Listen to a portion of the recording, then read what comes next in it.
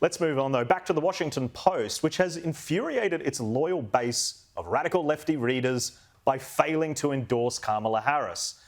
Now, the billionaire owner, Jeff Bezos, explained his decision in a column which was published in his own paper, which argued that newspaper endorsements, well, they don't actually move the needle and they only serve to discredit reporting. He writes, what presidential endorsements actually do is create a perception of bias, a perception of non-independence, and ending them is a principled decision, and it is the right one. Now, that's a fair point on the surface, but when your newspaper radicalises lefties all over the world for several years with shoddy reporting, I don't think sitting on the fence at the last moment can change the perception of bias. And its own readers agree with me. And that's why 250,000 people cancel their subscriptions, because they want their paper to pick a side. Of course, as long as it is their side. And here in Australia, the whinging social media mob was so offended that they also joined the weird self-censorship boycott movement against their own paper. That includes Jane Caro, Mike Carlton, and the guy who dresses like a pirate, Peter Fitzsimons. And they all expressed outrage that the beloved Washington Post was attempting to be objective. Let's bring the panel back in. This is a really, really interesting one where you've got readers who are obviously in an echo chamber. They want their bias reinforced. They're looking at this paper to do that. Yes. And there's a fury when the paper is refusing to buy in. Exactly. And what do they say? What do they think? How do they vote? They don't know because their paper won't tell them what to do. They're sort of bereft of any sort of avenues or environment where they can actually think for themselves. And I guess with Bezos too, the other interesting point, he's so endemic in American lives, and you would argue Australian lives as well, through Amazon and his various other businesses. They had a reasonable assumption that he would take a stand either way. But, and the other element, of course, here is that people are saying that he's scared of Trump, so he won't come out and endorse either Trump or the Democrats. So it's mind-boggling for the Washington Post, Watergate and all that history, for them to be so There's a long tradition. cowardly. You'd remember the front page, It's the Sun What Won It. Absolutely. There's a proud tradition of newspapers saying, you're my constituency and we're going to advocate and lobby for what we think's the best interest. I don't have a problem with that at all. Neither do I. But to me, it's the backlash which is so funny. Yeah, the backlash is it's very amusing, and it shows them they need to actually widen their readership circle and make their own minds up about things. Definitely. Sophie, let's bring you in.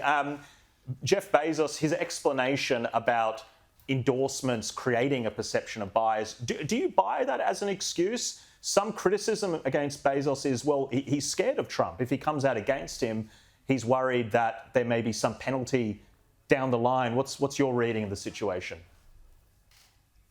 Well, I think it's the latter there, Jack, that he is worried if Trump is successful, he could make decisions that harm Jeff Bezos's fortunes, and that is why Jeff Bezos has to keep Trump at bay and not agitate him, because it's very likely he could win this election. So he's being extremely cautious here. And look, if people want to do, cancel their subscriptions as Peter Fitzsimons and Mike Carlton have done, well, that's their decision. But carrying on like this is really quite silly. We know the way the Washington Post thinks. They'll be quite upset if Kamala Harris fails next week. And I think Jeff Bezos is protecting his business interests. Yeah, definitely. I mean, it's as if some of these people, Jane Caro and Mike Carlton, have just realised it's owned by Jeff Bezos for the first time. It's very funny. But look, while we're talking about endorsements, one paper managed to turn an endorsement into a multi-million-dollar windfall. The Guardian endorsement of Harris reaps a nearly $2 million boost after editor's email. Now, that's right. The paper, which is always talking about how independent it is, has decided to back in Kamala. Not that anyone is surprised, though, but the interesting thing here is that they've used the announcement to beg for donations, and they received millions of dollars.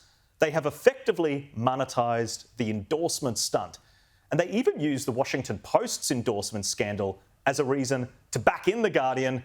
Back to the panel now. I mean, this is really interesting. Essentially, the Guardian has said, well, hey, the Washington Post, they don't have your best interests at heart.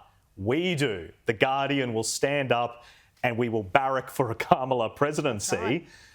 which, The Guardian, obviously, they're free to make their own decisions. They have an editorial board. They do talk a lot about independence when they're raising donations. I think it's dangerous water for them. It is, and certainly in the UK, where I worked for many years, the Guardian's brand has always been not to come down on the side of any particular party or any particular cause, unless it's sort of a socialist cause, I guess, in a way. And they were famous for they were called the Groyan for many years. They were famous for the errors they used to make in print as well. So for them, I guess, to sort of try and hive off the WashPo audience and monetise it is very interesting. I agree, because it's sort of it's moving on from their very. Don't you love when socialists become capitalists? That's right. They find a way. We've had a bit of that this week, to make haven't we? millions Yes. of dollars. A bit of that. Sophie, let's bring you in. I've got to say, respect where it's due. That's a very clever tactic to raise funds.